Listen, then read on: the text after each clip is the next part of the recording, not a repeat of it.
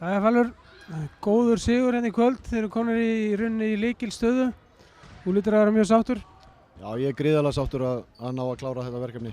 Það var við vissum alveg að það yrði mjög erfiður leikur, þó að vantar lykilleikmann. Þetta er annað skipti sem við spilum á móti þeim í vetur og þegar að vantar lykilmann.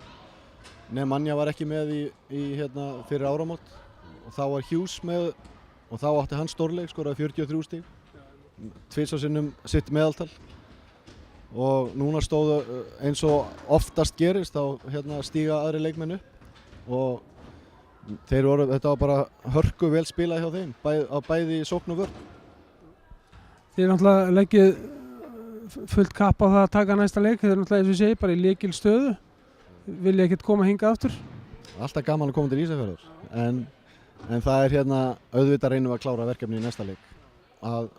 Við erum eins og segir í lykilstöðu, 2-0 yfir og erum leik á heimavelli. En við verðum bara, það er ekkert gefið, þeir koma dýri vitlausir og ætla að koma aftur hingað.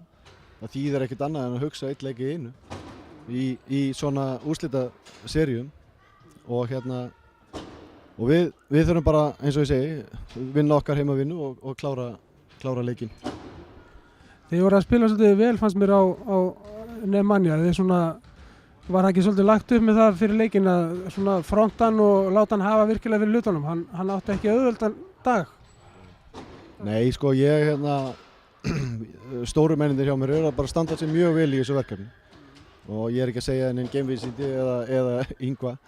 Við erum bara að láta, við erum að nota 3 til 4 menn í að dekka hann og það fer hellingskraftur í það og fullt af villum.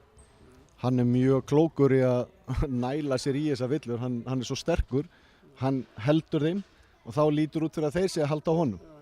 Og hann fekk bara einu sinni dæmda villu en við fengum örugglega 6 eða 7 sinnum dæmt villu í að halda honum.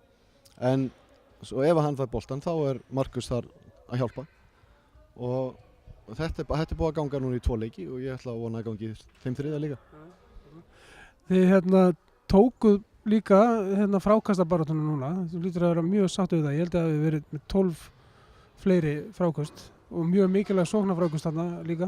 Og það er bara þú veist búin að vera svona áherslu atriði hjá mér í allan vetur. Við erum búin að vera með erlenda leikmenn sem taka mikið af frákastum og þá hafa aðri leikmenn svona hálfpartinn svona stimplað sig út í því verkefni en það má ekki, það verða allir að taka þátt í öllum leiknum og Andrés er búinn að koma virkilega sterkur inn og Egill núna, þeir eru búin að taka mikið af frákastum og eru bara sannarlega búin að standa þá vakt vel en það þurfa allir að gera allt.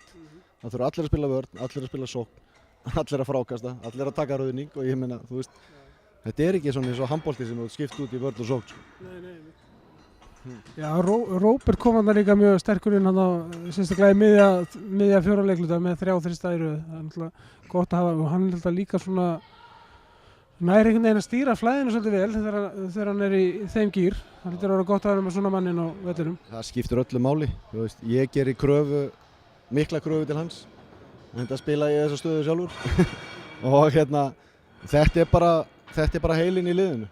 Hann þarf að stýra þessu. Hann er leikstjórnandi, hann á að stýra okkur inn á vellinu og hann er að gera það vel. Ég bara óska ykkur velfarnaðar í framhaldinu. Takk fyrir það.